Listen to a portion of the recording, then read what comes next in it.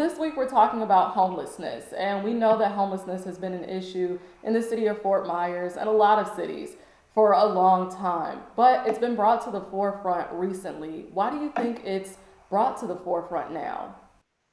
Well, I think COVID, two factors. One of them being COVID, that really brought it to the forefront. And then, of course, with our renovation of Centennial Park, that added to it as well. Obviously, those are two really big things. The pandemic has affected a lot of people, and the Centennial Project, that is a really big project. I want to talk to you about that as well.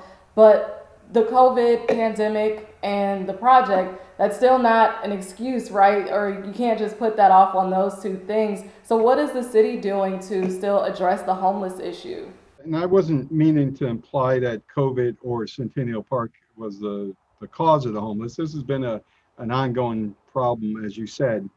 Um, we're working with Lee County. What I'm doing myself is, as you know, I'm putting together a homeless task force, which I hope to by mid next week to announce who's on that task force. The park, how's the process coming along with Centennial Park?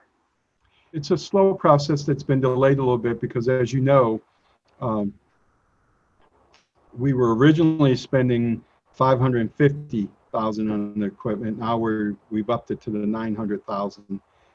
So we've got to do a little bit more redesigning. We want to make sure we do it right. We'd rather take our time and get it done right than have to go back and try and redo it. And I've also seen some criticism too of this is a slow process, right? It's taking a while to come together, but it seemed like a sort of fast process to get the homeless community out of that park. What's your response to that? Well, you know, there are people who think that the park belongs to the homeless, that it's their home, and that's just not it. That park belongs to the entire public. And we as government also have an obligation to the entire citizens, all the citizens of the city of Fort Myers, to make sure we safeguard our assets. And by letting the homeless just overtake that park, then we're not doing a good job of protecting those assets. The city has voted to spend about $1 million to rebuild Centennial Park. I know that there's about $100,000 going towards rebuilding the bathrooms there or restoring the bathrooms there, and about $900,000 that are going towards new playground equipment. How much money is the city planning to use or to spend on addressing the homelessness issue? That all depends on what we get from the county. Um, we don't have specific funds just for homeless. I'm open to listening to solutions. I have met with several people since that have taken office to discuss the homeless issue. And I listen to everybody. And some people have good thoughts on it. Others are misguided in their thoughts. They are misguided in what they think the role of government is. It's a community problem and it's a community effort. There are some groups that come to the council meetings to talk about the homeless issue. And I know that you also stress about being transparent. You want to be very transparent when it comes to your role as mayor. What are some things that they should know for those folks who are coming in and sitting in on these meetings saying that we will come to every meeting until we see change? What are some things that they should know?